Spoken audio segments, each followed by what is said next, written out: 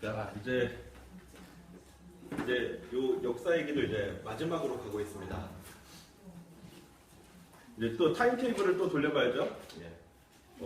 이제 드디어 타임테이블은 현재까지 왔습니다. 자, 이제 현대 수학에 대해서 얘기를 드릴 차례죠. 사실 현대 수학에 대해서 말씀을 드리려면 일단 제 역량이 많이 부족합니다. 일단 수학의 분야가 너무나 많은 것도 있고 수학자들도 그렇잖아요. 수학자들도 자기의 전공 분야 외에는 참 수학 교수님들도 자기의 전공 분야 외에는 잘 모르시더라고요.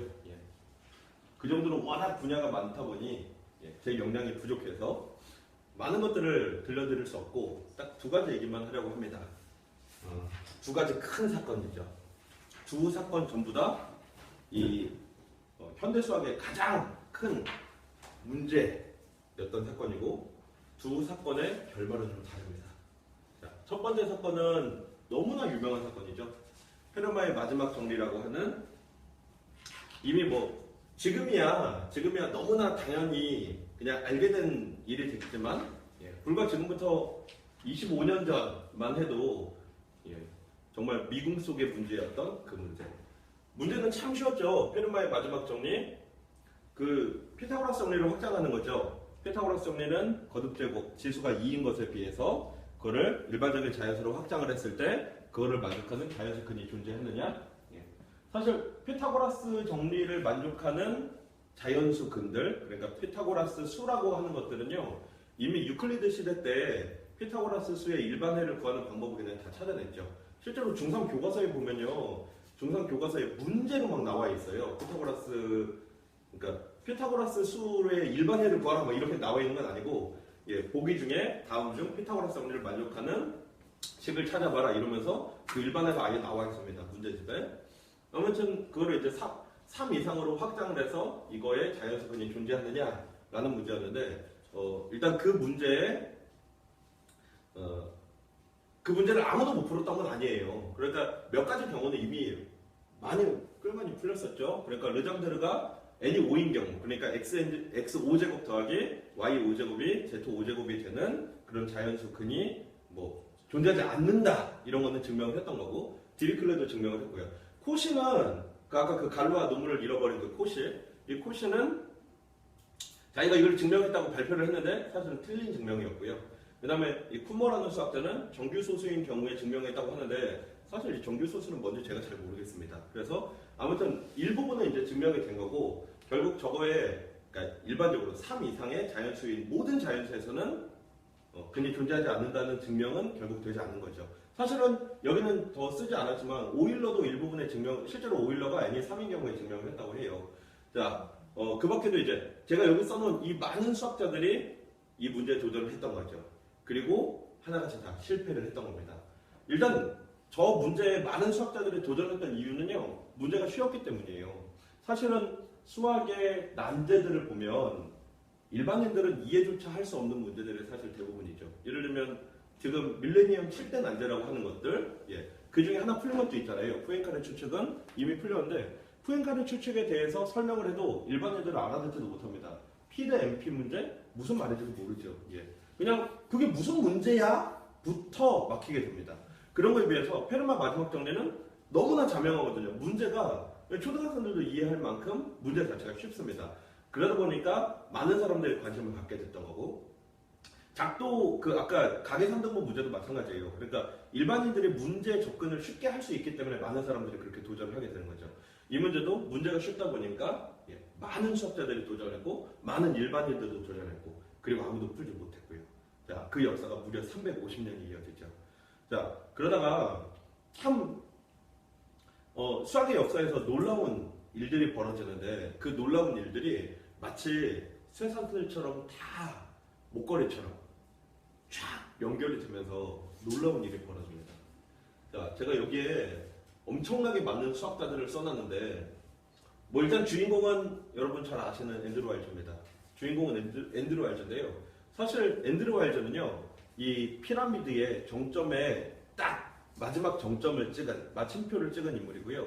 사실 여기 제가 이렇게 써놓은 이 수학자들, 특히 이 타니야마와 시무라, 뭐 뿐만 아니라 이렇게 많은 이 수학자들 중에 한 명이라도 없었으면요 아마 이 마침표를 찍지 못했을 겁니다. 왜냐면 아까 제가 말씀드렸잖아요. 이 굴론이라는 게 현대 수학에서 갖는 의미가 큰 이유가 뭐냐면 전혀 다를 것 같은 두 개의 분야를 연결시켜 줄 수 있는 그 커넥션을 만들어 주는 게 굴론이거든요. 그러다 보니까 이 현대 수학의 토대를 마련할 수밖에 없었다는 거고, 이 앤드루 와일즈의 페르마의 마지막 정리를 푼 것도 정말 어처구니 없게도 앤드루 와일즈는 페르마의 마지막 정리를 푼 게 아닙니다. 근데 페르마의 마지막 정리가 풀렸죠. 예. 서로 전혀 다른 두 분야를 연결을 시켜준 거니까. 자, 그래서 사실은 그 아이디어를 최초로 만들었던 거는 이 타니야마랑 시무라라는 이 두 분이에요. 예. 타니야마랑 시무라라는 분이 결국 핵심 아이디어는 이거였죠. 페르마의 마지막 정리를 풀기 위해서는 모듈러 폼이라는 것을 증명을 해야 되고, 이 모듈러 폼과 타원 곡선이 연관이 있는, 예, 모듈러 폼과 타원 곡선이 겉으로 봐서는 전혀 다른 분야인 것 같은데 알고 보면 이 두 개가 똑같은 세계다, 세계일 것이다 라는 추측을 했던 거죠. 타니야마와 시무라. 그래서 이거를 TS 추측이라고 합니다. 근데 타니야마는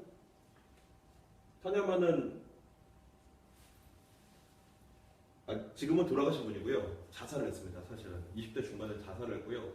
그 제일 친한 친구인 시무라인데 이분은 지금 살아계시고요. 프린스턴 교수님이세요. 왜 자살을 했냐? 아무도 모릅니다. 시무라도 몰라요. 제일 절친이었던 시무라도 정말 잘 나가던 젊은 수학자였던 타니야마가 어느 날 그냥 갑자기 자살을 한 거죠. 예. 그래서 이유는 전혀 모르지만 아무튼 이 두 분이 만든 그 추측 덕분에 앤드루 와일즈가 페르마의 마지막 정리를 증명할 수 있었던 거죠. 근데 사실 그것도요, 이 모듈러 폼이라는 것과 타원 곡선, 이거를 바로 연결시킬 수가 없었어요. 그래서 이 타원 곡선에서부터 다음 단계를 거쳐서 결국 모듈러 폼과 두 개가 동형이라는 것을 증명을 하게 됩니다.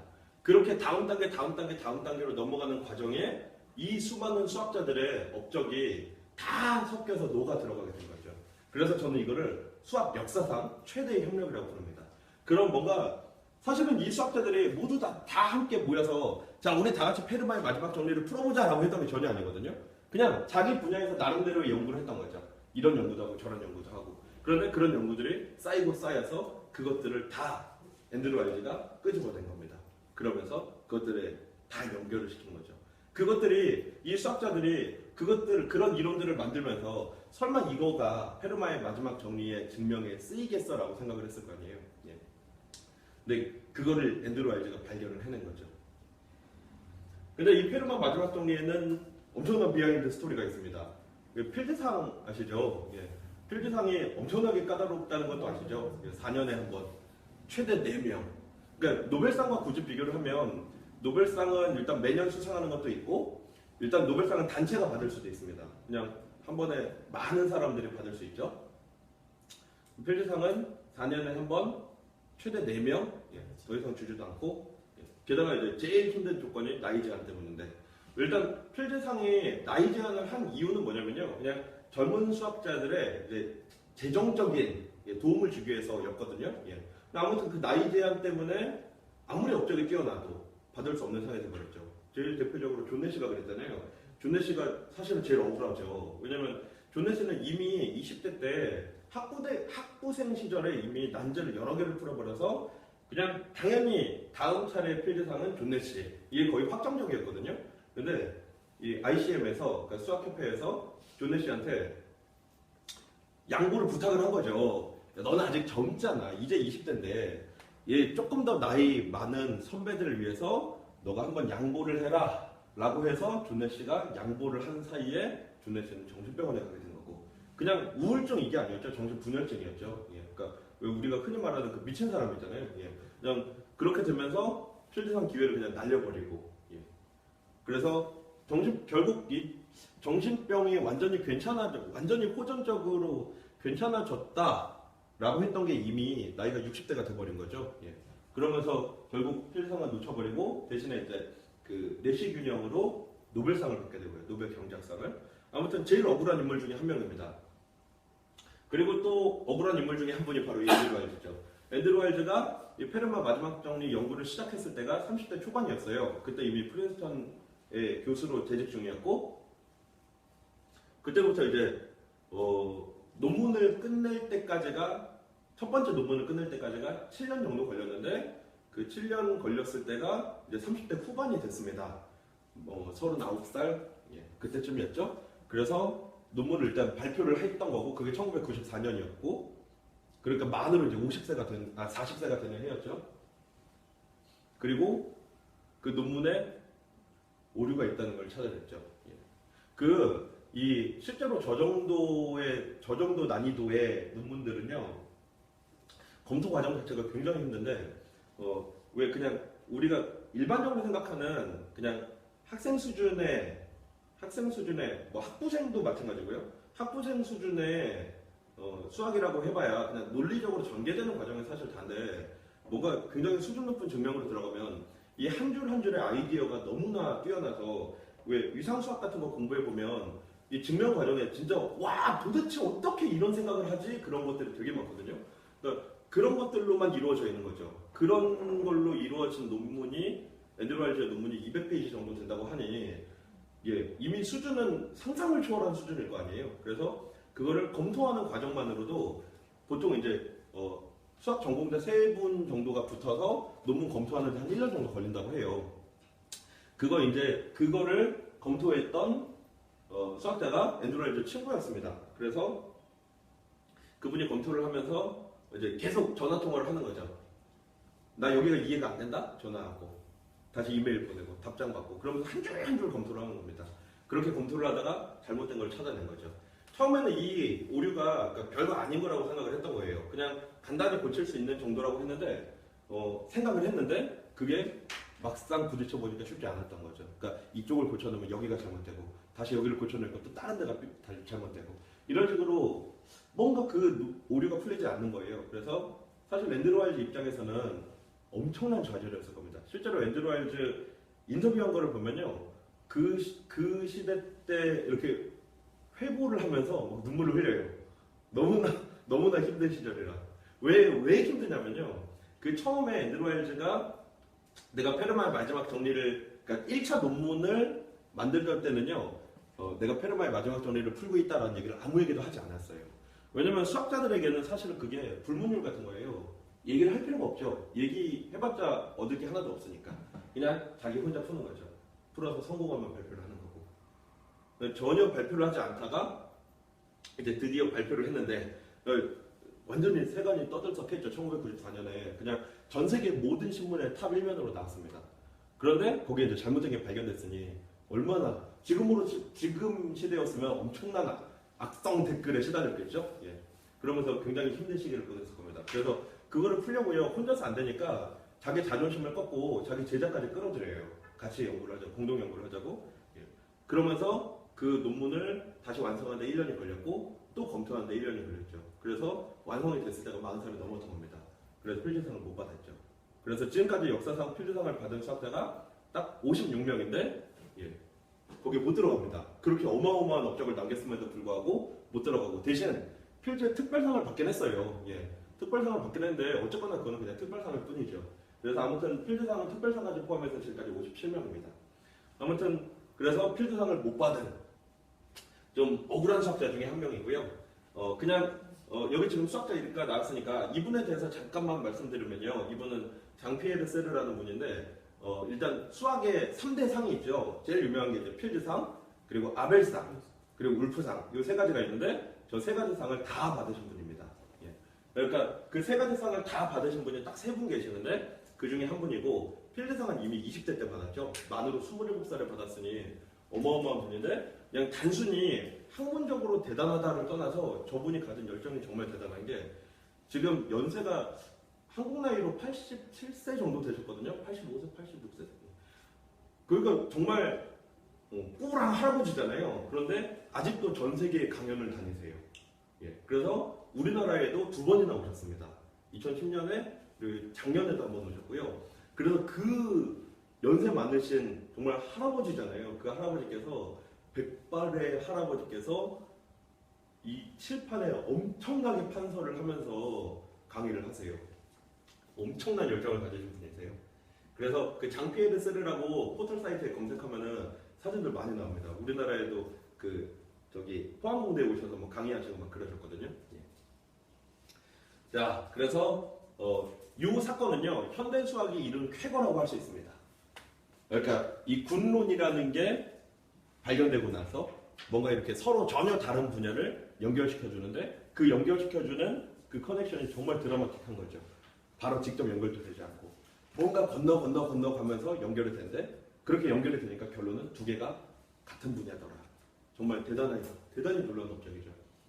그리고 그 페르마가 실제로 막 그랬다고 하잖아요. 그 자기 책에 나는 이 증명에 놀라운 증명을 발견했는데 여백이 없어서 생략한다 라고 썼다는 그 일단 앤드루 와일즈의 주장에 의하면 아마 그거는 거짓말의 가능성이 높다고 합니다. 페르마가 살던 시대 때 그때 수학으로는 도저히 풀 수 없다라는 결론이죠. 아무튼 이제 이 문제가 굉장히 오랜 역사를 가진 난제 중에 하나였는데 그게 이제 풀린 거죠. 1996년에 완전히 다 풀립니다. 자, 그리고 이제 오늘의 마지막 이야기를 하려고 하는데요.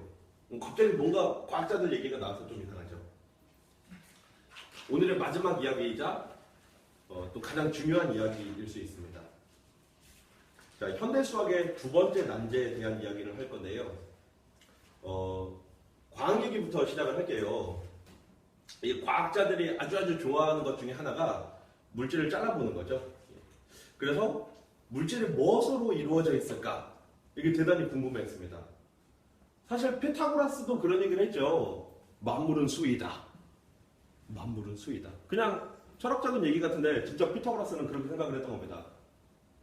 뭔가 이렇게 물질을 막 분해를 해나간 보면 그 안에 수가 들어있다고 생각을 한 거죠. 헐, 말도 안 되는 주장이죠. 웬 수? 또 여담이긴 하지만 그 피타고라스가 무리수를 인정하지 않았던 이유는요. 무리수를 피타고라스가 몰라서 가 아니라 피타고라스는 자연수로 이루어져 있어야 세상이 아름답다고 생각했기 때문이래요. 그러니까 현의 길이의 비가 자연수일 때가 아름다웠던 것처럼 그냥 자연수로 이루어져 있어야 아름답다. 그래서 무리수는 세상에 존재할 수 없다가 아니라 존재하면 안 된다라고 얘기를 했대요. 아무튼 그 외에도요 많은 사람들이 물질에 대한 얘기를 했죠.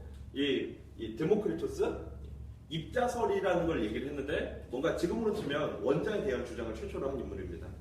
그러다가 이제 정말 과학적으로는 돌턴이 원자라는 걸 처음 찾아냈죠. 이 만물이 제일 작은 알갱이로 이루어져 있는데 그 알갱이를 원자라고 한다. 원자가 모여서 분자가 된다. 이거를 찾아낸 과학자가 돌턴이죠.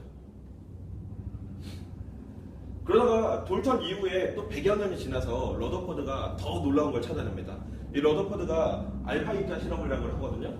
얇은 금박지에 알파 입자를 이렇게 막 쏩니다. 그러니까 이렇게 생각하시면 돼요. 얇은 종이에다가 총을 쏜다고 생각을 해보세요. 그러면 총알이 당연히 다 종을 이렇게 뚫고 지나갈 거잖아요. 그런데 총을 한 3년 정도 쏘다 보니까 갑자기 총알이 이 종이에서 딱 맞고 튀겨나가는 거죠. 그러면 이런 결론을 낼 수 있죠. 아, 종이 중에 어떤 부분은 아주 딱딱하다. 그거를 원자로 실험을 한 겁니다. 얇은 금박지에 알파 입자라고 하는 엄청 무거운 입자를 막 쏘다 보니까 한 3년 정도 쏘다 보니까 이 알파 입자가 퉁 튕겨나가는 게 생긴 거예요. 그래서 원자의 어떤 부분은 아주 딱딱한 부분이 있다. 난 이거를 원자 핵이라고 부르겠다라고 했던 거죠. 그래서 이제 원자 핵이라는 게 존재한다는 거를 처음으로 찾아냈고. 근데 사실 그게 끝이 아니었죠. 이 원자 핵도 더 들어가다 보니까 원자 핵 안에는 양성자, 중성자라는 게 있었고 양성자, 중성자는 다시 쿼크라는 걸로 이루어져 있고 소립자들이 끝인 줄 알았는데 소립자들만으로는 해결할 수 없는 문제들이 생긴 거죠. 그러면서 촉근 이론이 만들어진 거고 그래서 지금은 이제 촉근이라는 게 존재한다라고 인정을 하는 거죠. 저 촉근이 얼마나 작은 거냐면요. 이 원자를 100억 개 정도를 한 줄로 쫙 쌓으면 그게 1m입니다. 엄청나게 작은 거죠. 100억 개를 한 줄로 쌓아야 1m니까. 그 원자 지름을요, 다시 100만 개로 자르면 그 중에 하나가 원자 핵이고요. 원자 핵을 100억 개로 자르면 그 한 조각 안에 촉근이 한 100억 개 정도 들어간다고 하니, 엄청나게 작은 거죠. 물론 그거를 과학자들은 관측을 한 게 아니라 가설을 세운 거죠. 근데 저렇게 촉근이라는 가설을 세워보니까 이 세상에 뭔가 이것들이 다 뭔가 설명이 되는구나 라고 해서 이제 촉근 이론을 만든 겁니다. 아무튼 과학자들의 관심사는요, 이 세상에 만물이 무엇으로 이루어져 있을까? 무엇으로 이루어져서 지금 이런 우주라는 거대한 조직이 생긴 걸까? 이게 과학자들이 매우 매우 궁금해하는 분야인 거죠. 마찬가지로 수학자들도 궁금해하는 분야가 바로 그 얘기를 하나 아는데요. 과학자들이 이렇게 뭔가 이렇게 물질을 분해하는 걸 좋아하냐? 물질에 대한 기본적인 성질을 알면, 물질에 대한 이해도가 높아지면 뭔가 세상이 풍요로워질 거거든요. 이거는 물 분자인데요. 이게 산소랑 수소 두 개죠. 산소 하나에 수소 두 개가 붙으면 H2O라고 하는 물이 되고, 근데 여기에다가 산소 하나를 더 붙이게 되면 이거는 과산화수소라고 하는 소독약이 되는 거죠. 저 산소 하나 차이 때문에 엄청난 차이가 생깁니다. 탄소로 이루어져 있는데 탄소가 평면형 구조가 되면은 흑연이라고 부르는 거고, 탄소가 피라미드처럼 사면체 구조가 되면 다이아몬드라고 부르는 거죠. 똑같은 물질이라도 물질이 어떻게 붙어 있느냐에 따라서도 성질이 달라지는 거죠. 그러다 보니까 당연히 과학자들의 관심사는 이 물질의 제일 작은 물질을 찾는 게 목표가 된 겁니다. 그래서 왜 그런 것도 있었잖아요. 연금술. 지금은 이제 말도 안 되는 걸로 밝혀졌지만, 물론 그 말도 안 된다는 것도 지구에서 말이 안 되는 거죠. 엄청난 압력과 엄청난 온도면 사실 연금술이 가능합니다. 아무튼 과학자들의 관심사는 그거죠. 잘라보는 거, 작게 잘라보는 거. 수학자들도 마찬가지예요. 수학자들의 관심사는요, 수를 잘라보는 거예요. 왜 수를 잘라보느냐? 수를 잘라봐야 수의 성질을 알 수 있을 테니까. 그래서 한 게 바로 소인수분해죠. 언뜻 보면 105랑 108은 가까운 수니까 얘네 둘은 뭔가 성질이 비슷한 친한 수일 거야 라고 생각을 하는데, 실제로 108은 105보다는 72와 더 가깝죠. 왜냐면 이루어져 있는 성분이 똑같으니까.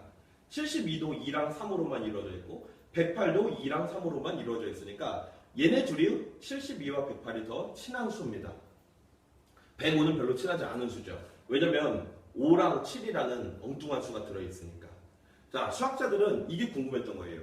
수를 자르면 수의 원자는 무엇일까? 그래서 소인수분해를 시작을 했습니다. 자, 그러다 보니까 과학자들의 물질을 잘라서 원자라는 걸 찾아내는 것처럼 수학자들도 수를 잘라서 소수라는 것을 찾는 것을 목표로 했던 거예요. 그게 언제냐면 이미 2500년 전에 고대 그리스 시대 때부터 시작을 했습니다.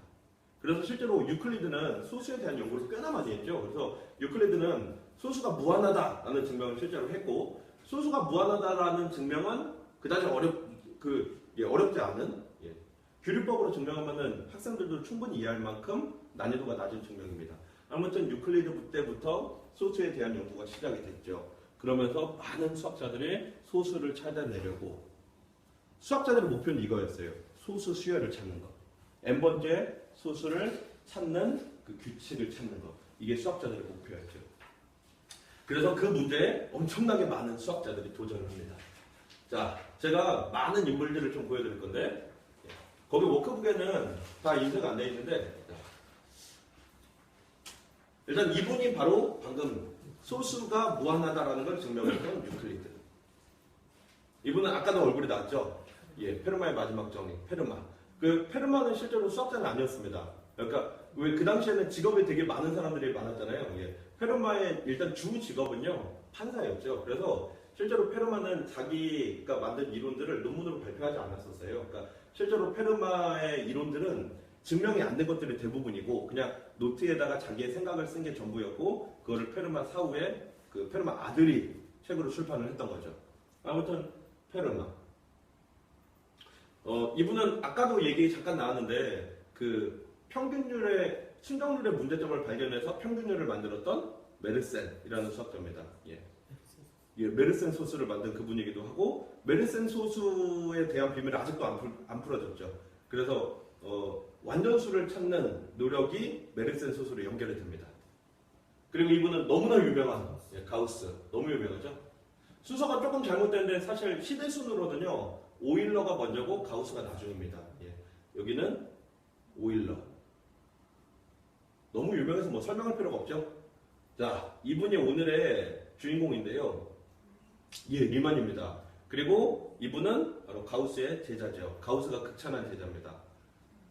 그리고 이분은 그 서기 1900년에 2회 수학자 대회 때 앞으로 100년 동안 수학자들이 풀어야 될 문제를 발표했던 힐베르트라는 수학자예요. 예. 그 당시에 지금부터 약 100여 년 전인데 그 당시에 과학계의 탑은 아인슈타인이었다고 보면 되고 수학계의 탑이었던 분이 바로 이 힐베르트입니다.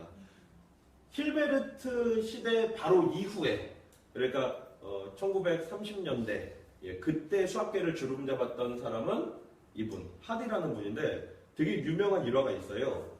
요 하디와 여기는 그 친구 리트루드인데 이 두 분이 아까 그 리만의 문제 오늘의 주제인 리만 가설 그 문제를 풀다가 포기를 했죠. 예. 그러면서 리만 가설 그러니까 자기들이 증명을 못한 거를 리만 가설이 틀렸다고 주장을 합니다. 아무튼 그렇게 이분들 입장에서는 당시에 이제 세계 수학계를 주름잡았던 인물들인데 당연히 리만 가설 정도는 풀 수 있을 거라고 생각을 했죠. 그런데 아예 접근을 못하니까 포기를 하면서 그때 새로운 인물이 떠오릅니다. 멀리서 들려오는 소문에 인도에 엄청난 천재가 있다는 소문이 들려온 거죠. 근데 정말 놀라운 게 그 인도의 천재는 정작 학교는 다녀본 적도 없는 프롤레타리아 계급의 인도는 계급제잖아요. 학교는 다녀본 적도 없는 농부인데 엄청난 천재더라 라는 소문을 듣고 하디가 직접 인도로 갑니다. 그래서 그 사람을 만나죠. 이 하디가 쓴 자서전이 있는데요. 그 자서전에 그 얘기가 써 있어요. 이 인도에 가서 그 농부를 처음 만나서 수학에 대한 얘기를 하는데 당시에 세계 최고의 수학자였던 자신이 이 농부의 얘기를 들으면서 한마디도 이해를 할 수 없었대요. 너무나 수준이 높아서. 그래서 이 농부를 바로 영국으로 데려오죠. 그 농부가 바로 라마누잔입니다. 근데 정작 라마누잔은 가족들은 다 인도에 두고 오고 원래 채식주의였대요. 근데 영국에 가서는 채식을 하기도 힘든 상황이었고 그렇게 그래서 캠브리지 대학으로 와서 거기서 연구일을 해야 되는데 생각해보세요. 인도에서 그렇게 농사를 지으면서 살았던 사람이 그렇게 영국으로 와서 살기가 쉽지 않았겠죠. 처자식은 다 인도에 두고 당시에는 뭐 전화가 지금처럼 이렇게 쉽게 왔다 갔다 할 수 있었던 시절도 아니니까. 그래서 결국 영국에 와서 불과 7년 정도 만에 폐결핵을 앓고 죽게 되죠. 그때 그 일화 있잖아요. 그 라마누잔이 침대에 병원에 있는데 하디가 택시를 타고 오면서 택시 번호가 1700 몇이었죠? 13의 제곱 더하기 13의 세제곱 더하기 1의 세제곱 그 수. 그 수를 얘기하면서 내가 타고 온 택시 번호가 이거였다라고 하니까 라마누잔이 그걸 듣자마자 그 수는 세제곱수의 합으로 나타낼 수 있는 제일 작은 수라고 막 특별한 수라고 그 정도로 직관력이 너무나 뛰어나서요. 실제로 라마누잔이 정말 놀라운 게 이 수학자들의 이론을 보고 잘못된 부분도 그냥 막 찾아내고요. 조금 이따 나올 텐데 수학의 대가였던 가우스의 이론을 보고서 이거는 잘못된 부분이 있어요 라고 하면서 그냥 막 수정하고요. 왜 그 원주율을 찾는 방법이 그러니까 15세기 정도까지만 해도 원주율을 찾기 위해서 다각형을 이용하거든요. 아르키메데스의 방법을 이용해서 막 몇 조각형 이런 식으로 막 원에 그냥 가까운 다각형으로만 하려고 하는데 그래봐야 소수점 20번째 자리를 넘어갈 수가 없습니다. 그러다가 완전히 새로운 방법을 찾아낸 게 수학자들이 찾아낸 방법이 염분수를 이용하는 방법이었거든요. 염분수를 이용하는 방법을 사용하면 원주율을 조금 더 쉽게 찾을 수 있습니다. 그런데 라마누잔은 엄청난 직관력으로 그 포털 사이트에 한번 꼭 검색해 보세요. 라마누잔 원주율로 검색을 하면은 라마누잔이 찾아낸 원주율 공식이 나오는데 말도 안 되는 수로 이루어져 있어요. 진짜 말도 안 되는. 이거는 인간이 절대로 생각해낼 수 없는 거야 라는 생각이 들 정도로 말도 안 되는 식으로 만들어져 있는데 그걸로 찾으면 정말 원주율이 찾아집니다. 그러니까 직관이 어마어마하게 뛰어났던 사람이었죠. 그래서 하디는 라마누잔 데려오면서 엄청나게 기대를 했을 거예요. 이 정도 인물이라면 일반가설을 풀지 않을까. 근데 정작 라마누잔은 일반가설 도전도 못하고 폐결핵으로 죽었던 거죠. 자, 그리고 이제 그 뒤에 이 인물은 에르드시라는 분인데 저분은 어떤 분이냐면요. 우리 보통 수학자들이 논문을 쓰는 횟수 그러니까 그냥 평범한 논문들 말고 뭔가 이렇게 수학적으로 획기적인 그런 논문들을 쓰는 게 수학자 평생에 얼마나 있겠어요. 논문을 좀 많이 쓴 수학자들이라고 하면 아까 나왔던 요 하디랑 리처르드 이 두 분의 공동 연구로 낸 논문이 한 100여 편 정도 된다고 하고요. 오일러가 논문을 엄청 많이 썼는데 오일러가 약 300편 정도의 논문을 썼다고 하는데 이 에르드시라는 이분은 논문이 약 1500편 정도. 어마어마하죠. 논문 1500편이면요 일주일에 하나씩 쓴다고 해도 한 30년 가까이 걸리는 시기예요. 그래서 실제로 이 에르드시는 결혼도 하지 않았고요. 심지어는 사회생활 자체를 못했다고 합니다. 그냥 슈퍼마켓에 가서 물건 사고 결제하는 정도도 못했다고 해요. 그냥 모든 거를 옆에서 다른 사람들이 다 봐주지 않으면 아무것도 못하는 사람. 집도 없었고 그래서 항상 연구실에 살았고 역시 프린스턴에 계셨거든요. 항상 연구실에서 먹고 자면서 연구만 했던 그리고 항상 공동 연구를 했죠. 혼자서 연구하지 않고 항상 다른 수학자들과 같이 연구를 했습니다. 그래서 실제로 수학자들 사이에서는 에르드시 수라는 게 있는데요. 그게 뭐냐면 예를 들어서 나랑 공동 연구를 한 수학자가 에르드시랑 공동 연구를 했다. 그러면 나와 에르드시는 두 다리 건너 사이다. 그래서 에르드시 수가 2라고 해요. 그래서 이 수학자들 사이에서는 에르드시 수에 대한 그 자부심도 있다고 해요. 나는 에르드시와 몇 단계 건너 사이다. 이런. 아무튼 그 정도로 엄청난 인물이었죠. 돌아가신 지 얼마 안 됐어요. 한 10여 년 정도, 10년 조금 넘었죠. 이분은 재작년에 영화로도 나왔죠. 이미테이션 게임이라는 영화로 나왔던 앨런 튜링. 그 독사가 먹고 자살했는데 뭐 자살한 표면적인 이유는 나와 있지 않지만 뭐 그 동성애 때문에였다고 해요. 그리고 여기 나오는 이분 그리고 이분은 제가 이 PPT를 제작할 당시만 해도 살아계셨던 분들이었거든요. 근데 이 세 분 중에 이분이 돌아가셨습니다. 이분은 아까 나왔던 존 내시. 그게 재작년 사건이죠. 작년이 아니라 재작년인데 아벨상을 수상을 하셨어요. 그래서 아벨상을 수상을 하고 돌아오는 길에 공항에서 내려서 택시를 타고 오는 길에 교통사고로 돌아가신 어처구니없는 사건으로 돌아가셨죠. 이 PPT를 만들었던 게 2013년 말이었으니까 그때는 살아계셨고 지금은 이제 돌아가신 분. 이 두 분은 이분은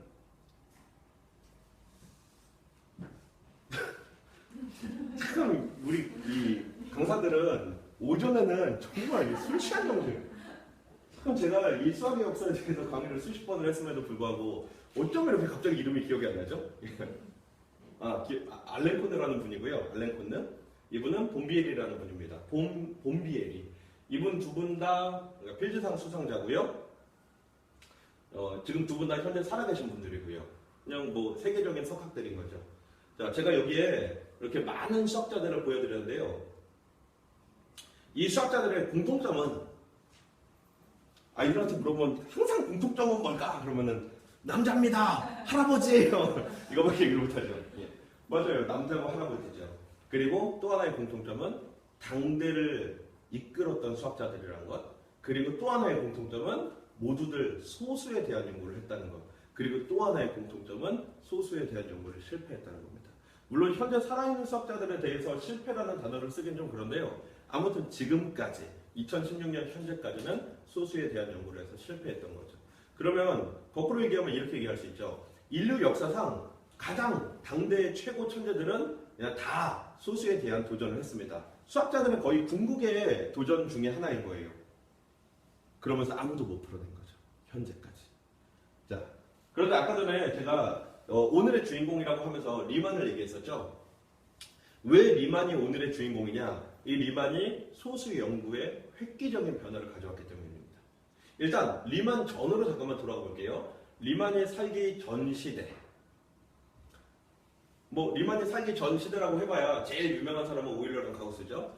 자, 오일러가 소수에 대한 연구를 하던 시대 때만 해도 어떤 분위기가 됐었냐면요. 소수에 대한 연구를 꺼리는 분위기였죠. 왜 꺼리는 분위기였냐? 이미 소수에 대한 연구는 유클리드 시대 때부터 이어졌는데 유클리드가 그러니까 기원전 3세기경 그리고 오일러가 살았을 때는 17세기 무려 2000년 정도의 텀이 있거든요. 2000년 동안 정말 많은 수학자들이 소수에 대한 연구를 했던 거죠. 그리고 아무도 소수에 대한 규칙을 못 찾았죠. 그러다 보니까 오일러 시대 때가 됐을 때는요, 소수에 대한 연구를 자포자기하는 분위기였어요. 그러니까 소수에 대한 연구가 너무 어려웠기 때문에 반대로 수학자들이 소수에 대한 연구를 하고 있다 보면 비웃음을 사는 그런 분위기. 뭐하러 소수 연구를 해? 어차피 넌 못 풀 거야. 그리고 소수를 찾아서 뭐 해? 그거 찾아서 뭐 할 거야? 이런 분위기였거든요. 그런 분위기에 오일러가 소수를 연구를 하고 있으니 주변에서 그냥 다 말리는 상태였죠. 괜히 그거에서 시간 낭비하지 마라. 그런 분위기였는데 오일러가 놀라운 발견을 합니다. 자, 지금 요 시기 오일러가 찾아낸 시기인데요. 결국 요 시기에 중요한 건 소수로만 이루어져 있는 식이라는 거죠. 자, 이렇게 소수로만 이루어져 있는 이 식을 모든 소수에 대해서 곱하기를 하면 6분의 파이 제곱이 나오는데, 자, 언뜻 보면 뭐 그런가 보다 라는 생각이 들지 모르겠는데 어마어마한 발견입니다. 소수는 그냥 약수가 두 개 있는 수죠. 소수로 이루어진 식. 그것과는 아무 관련이 없는 원주율.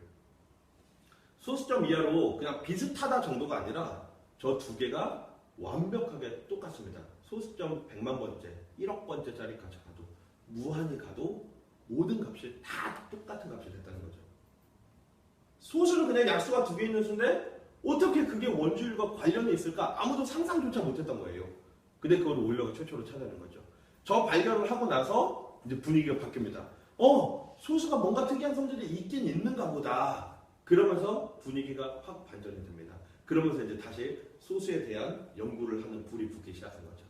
자, 그런데 결국에는 오일러는 이 발견 외에는 특별한 소수에 대한 발견을 못했어요. 그런데 가우스가 어마어마한 발견을 하죠. 사실은 가우스의 발견이 얼마나 대단한 거냐면 이 수학자들의 궁극의 목표인 소수 수열을 찾는 거에 상당히 근접을 했습니다. 왜냐면 가우스가 찾아낸 건 소수 분포였거든요. 소수 분포. 소수 분포라는 게 뭐냐면 1부터 1000까지 소수가 몇 개냐, 1000부터 2000까지 소수가 몇 개냐, 그냥 소수 개수를 하는 건데 그걸 반대로 생각하면 1부터 1000까지 소수가 몇 개라는 걸 알면 그럼 반대로 몇 번째 소수가 대략 어디쯤에 있다는 것을 유추를 할 수 있거든요. 그러니까 소수의 규칙을 찾는 거에 상당히 근접을 했는데 이 가우스가 찾아낸 이게 얼마나 놀라운 거냐면 소수 분포 함수가 자연 로그 그래프랑 거의 일치한다는 거죠. 자연 로그 그래프랑 오차가 있는데 그 오차가 점점점 줄어들게 됩니다. 자, 이 발견 덕분에 소수에는 분명히 뭔가 비밀이 있다라는 것을 수학자들이 이제 서서히 눈치채기 시작한 거고, 그래서 그 패턴을 이어가는 게 바로 가우스의 제자였던 리만인 겁니다. 근데 사실은요, 리만은 이거에 대한 연구를 하면서 저게 얼마나 중요한 연구인지는 몰랐다고 해요. 왜냐면 실제로 리만의 논문을 보면 리만은 사실은 살아생전 논문을 딱 두 편밖에 안 썼거든요. 하나는 리만 기하에 대한 거, 그러니까 구명 기하에 대한 거, 그리고 하나는 저 리만 가설에 대한 건데, 사실 저 리만 가설에 대한 것도 논문에서 막 중요한 내용을 막 언급되는 건 아닙니다. 그러니까 리만은 정작 저 내용이 얼마나 중요한지는 몰랐었던 거죠. 그리고 리만도 안타깝게 40살의 폐결핵으로 죽습니다. 그러니까 리만은 정작 그 가설을 만들어 놓고 해결을 못한 거죠.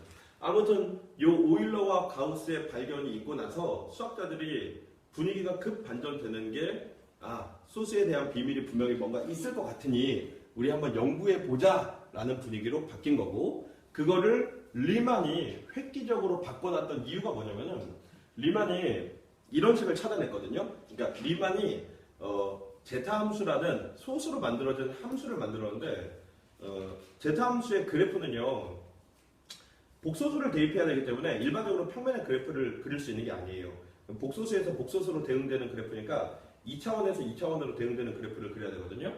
그래서 그 그래프를 정확하게 표현을 할 수는 없지만 대략 컴퓨터로 표현을 해보면 뭔가 이런 입체의 그래프가 됩니다. 리만은요, 그 제타 함수의 그래프를, 물론 리만이 살던 때는 컴퓨터는 없었으니까 리만은 직접 손으로 계산을 했던 거죠. 손으로 계산을 하면서 이 제타 함수의 근을 찾은 거예요. 제타 함수의 근이 소수랑 관련이 있으니까. 그래서 원래 예상은 이런 거였죠. 이렇게 지금 이 빨간 점들이 제타함수의 근들입니다. 저 근들이 정말 그냥 제멋대로 찍힐 거라고 예상을 했던 거예요. 근데 리만이 저 제타함수의 근을 딱 4개를 찾아봤는데 그 4개가 이렇게 정확하게 한 줄에 있었던 거죠. 실수부가 2분의 1인 복소평면에 있었던 겁니다. 저거를 리만이 찾아내고 나서 너무나 흥분을 한 거죠. 세상에. 이거 소수의 규칙이 분명히 있는 것 같다. 자, 이게 대단한 이유가 뭐냐면 그 전까지는요. 소수에 대한 연구가 뭔가 중요할 것 같긴 한데 뭘 어떻게 연구해야 되는지 모르던 시대였던 거예요. 뭘 해야 되지? 소수를 연구를 해야 되는데 어디부터 시작을 해야 되지? 이런 분위기였다면 리만이 제타함수를 찾아낸 이후에는 제타함수의 근에 대한 것만 연구하면 되는 거니까 이제 연구 방향이 확실해진 거죠. 그러면서 이때부터 완전히 분위기가 이제 급물살을 타게 됩니다. 그러면서 세계적으로 유명한 수학자들이 다 도전을 한 거죠. 리만 가설에. 그 리만 가설이 바로 요 근들이 전부 다 일직선에 있다. 모든 근들이 일직선에 있다는 것을 증명하는 데 도전을 했던 겁니다. 그 도전을 했던 수학자가 대표적으로 힐베르트, 그리고 하디와 리트루드, 그리고 앨런 튜링. 사실 앨런 튜링은 완전 반대로 했어요. 그러니까 저 모든 근들이 일직선에 있지 않을 거다라고 예상을 하고 그 튜링은 이제 컴퓨터를 직접 만든 거잖아요. 컴퓨터로 계산을 했던 거죠. 리만은 이 4개를 찾아내는데 앨런 튜링은 컴퓨터를 이용해서 빠르게 계산할 수 있으니까 요 일직선에 있지 않은 다른 근들을 찾으려고 했는데 정작 요 직선에 있는 근만 1000개 정도를 찾아낸 거죠. 그러면서 완전히 좌절하게 된 거죠. 자, 그리고 이 도전을 했던 제일 유명한 수학자가 바로 존 내시입니다. 이 존 내시 이야기는 뷰티풀 마인드를 보면 그 영화 뷰티풀 마인드에 이제 자세히 나와 있죠. 존 내시가 요 리만 가설에 도전을 하면서 정신분열증을 얻게 되고 정신분열증에 이제 회복을 하고 나서 노벨상을 받는 과정까지 그 이야기가 나온 영화인데 거기에 이 리만 가설에 대해서 강연하는 그런 장면들이 나와요. 그 강연을 하면서 정신분열증에 완전히 걸리게 되는 거죠. 그래서 리만 가설에 도전했던 이 수학자들이 당대를 호령하던 그런 수학자들인데 이런 수학자들이 다 리만 가설을 풀면서 불행해진 거예요. 하디와 리트루드 완전히 인생이 그러니까 망가진 거죠. 그러니까 수학계에서 완전히 배척을 당하게 된 겁니다. 그러니까 그 당시까지만 해도 세계 최고의 수학자 대우를 받다가 리만 가설이 틀렸다고 억지 주장을 하기 시작하면서 수학계에서 거의 퇴출이 됐고 앨런 튜링은 자살을 했고요. 그리고 존 내시는 정신분열증에 걸리고 이런 분위기가 되다 보니까 다시 분위기가 또 바뀌었어요. 수학자들 사이에서 리만 가설을 도전하지 말아야 되는지 리만 가설에 도전했던 수학자들의 인생이 하나하나 파괴됐던 거죠. 자, 그러면서 이제 다시 이 리만 가설이라는 것 자체가 이 수학계에서 완전히 타부시 되는 거예요. 리만 가설은 이제 언급조차 하기 힘든 그런 분위기. 감히 내가 리만 가설에 대해서 리만 가설을 풀고 있다는 얘기조차 못 꺼내는 그런 분위기가 돼버리는 거죠. 그러면서 수학자들은 이제 개인적인 도전을 했을 겁니다. 자, 그러다가 이제 또 엄청난 발견을 하게 되죠. 지금부터 약 40년 전 사건인데요.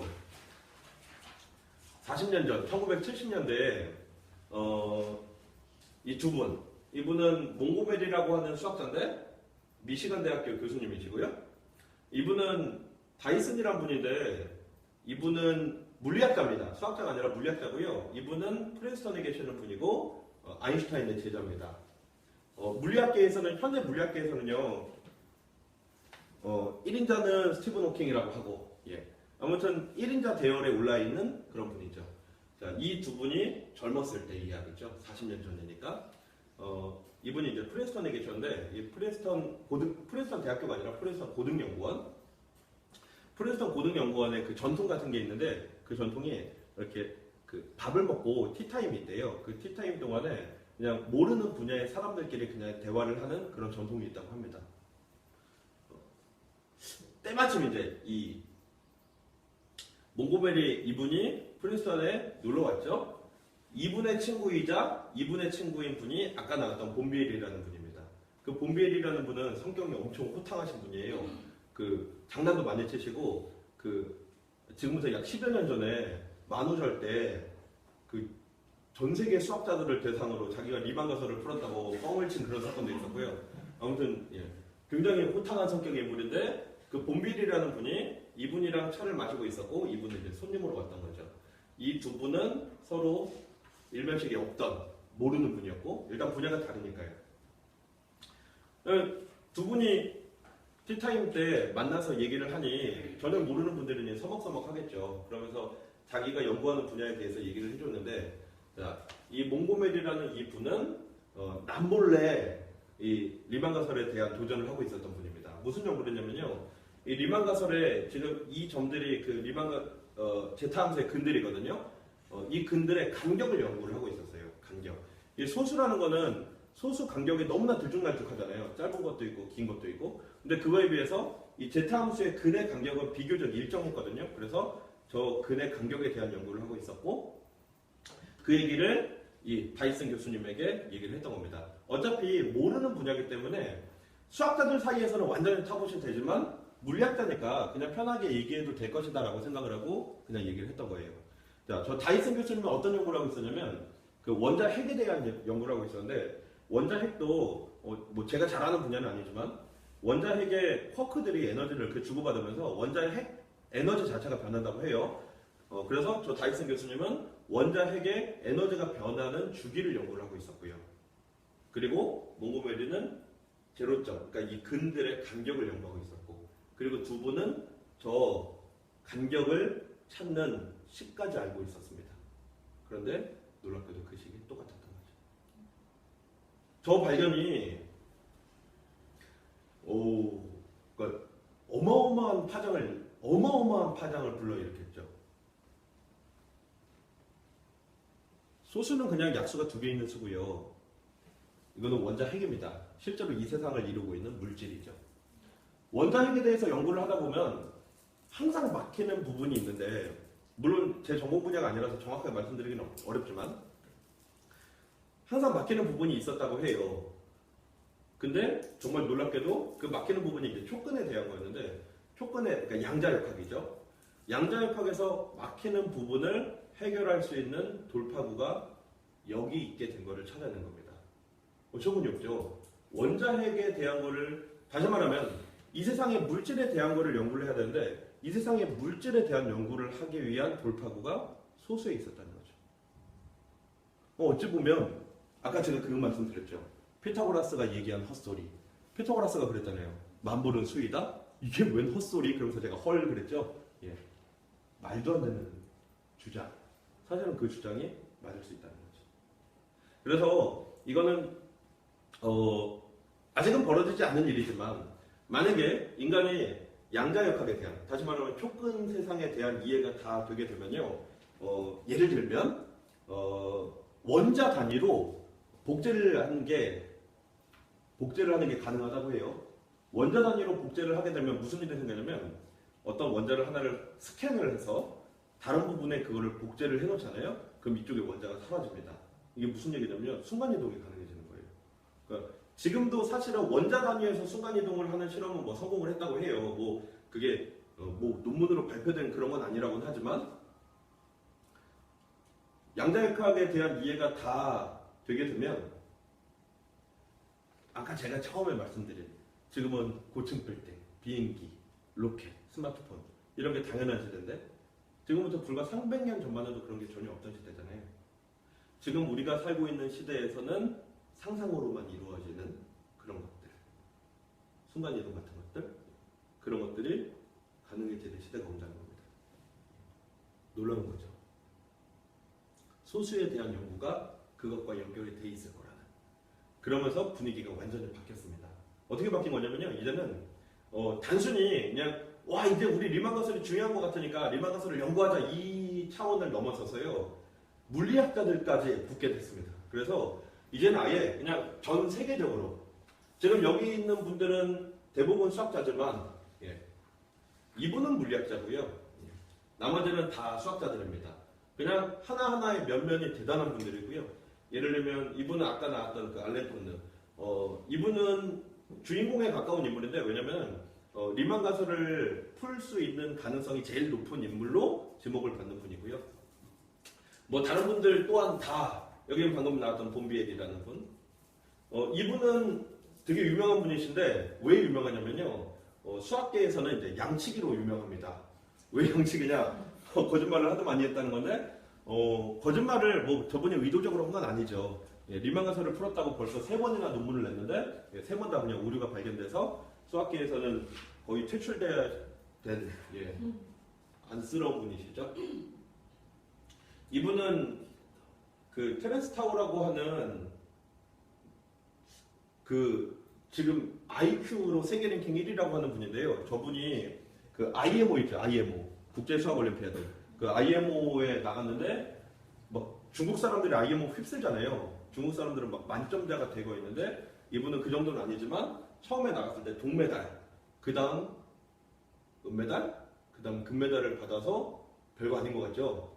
동메달을 받았을 때가 4학년 됩니다. 초등학교 4학년 때 IMO에 나갔던 예, 그런 분이고 이미 20대 때 UCLA 교수님이 되셨고 필드상도 이미 받으셨고 아무튼 그런 분이고요. 이분은 이탕강이라는 분인데 중국 수학자거든요. 저분은 이제 소수 연구를 하는 분인데 저분이 연구하는 소수 분야는 쌍둥이 소수에 대한 연구를 해요. 그 쌍둥이 소수 차이가 2인 소수에 대한 연구를 하는 분인데 이분은 제가 왜 사진을 넣냐면 정말 너무나 눈물 없이 들을 수 없는 분이라서 저분은 언제죠? 90년대죠. 90년대 미국에서 학부 생활 거치고 박사까지 다 받고서 미국에서 교수 임용까지 갔다가 그러니까 교수 임용에서 떨어졌어요. 뭐 특별한 이유가 있었던 건 아닌데 제 생각에는 중국인이라서 그랬던 것 같아요. 교수 임용에서 떨어져서 무려 20년 동안 친구 식당에서 서브 일을 하면서 공부를 하셨던 분입니다. 대단하죠. 식당 일을 하면서 자기의 연구를 하면서 쌍둥이 소수에 대한 업적을 인정받아서 이제 교수 임용이 되신 그런 분이세요. 뭐 다른 분들도 다 하나하나 다 소개드리고 싶을 정도로 대단한 분들입니다.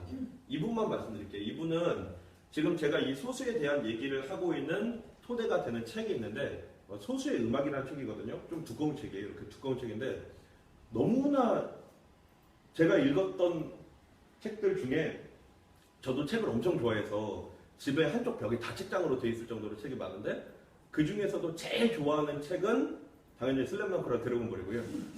그 다음으로 좋아하는 책이 이분이 쓰신 소수의 음악이라는 책. 엄청 두꺼운 책인데도 불구하고 엄청 많이 읽었습니다. 너무나 재밌어서. 아무튼 이분이 쓰신 그 책에 지금 제가 말씀드린 이런 소수에 대한 연구의 발전 역사가 있습니다. 엄청 흥미진진하고 수학자들의 비하인드 스토리까지 다 나와 있는 책이에요. 자, 이런 뭔가 세계적인 협력이 되면서 현재는 아예 리만 가설을 푸는 정기적인 회의까지 있다고 해요. 그래서 그 첫 번째 회의가 시애틀에서 열렸는데 수학자랑 물리학자가 무려 200여 명이 참여한 그 정도로 지금은 이제 리만 가설을 푸는데 전 세계 수학자들이 협력을 하고 있습니다. 그리고 이 리만 가설은 아마도 그 힐베르트가 1900년에 2회 ICM 때 앞으로 수학자들이 100년 동안 풀어야 될 문제 23개를 선정할 때도 있었는데 그게 2000년에 그 밀레니엄 7대 난제라고 하면서 그 클레이 수학연구소에서 내건 그 문제에도 있는 문제고요. 리만 가설이. 힐베르트가 인터뷰하면서 그런 얘기를 했대요. 만약에 내가 500년 뒤에 다시 태어날 수 있으면 태어나자마자 제일 먼저 하는 질문이 리만 가설이 풀렸나요? 이거를 묻고 싶다고 할 정도로 아마 수학자들이 해야 되는 또 반대로 얘기하면 지금의 우리의 문명 이 문명이 앞으로 한 단계 더 나가야 될 곳에 있는 걸림돌 그게 바로 리만 가설인 것 같습니다. 지금은 이 소수와 양자의 세계가 뭔가 연결고리가 있는 것 같긴 한데 여기에는 막힌 게 있는 거죠. 이거를 뚫어줘야 되는 게 우리 인류가 해야 되는 거고 그리고 그 인류가 해야 되는 거에 아마 우리 시대 때는 어렵겠죠. 우리 시대 때는 어렵고 우리의 후손 때가 되지 않을까? 이게 우리 인류에게 남겨진 사명입니다.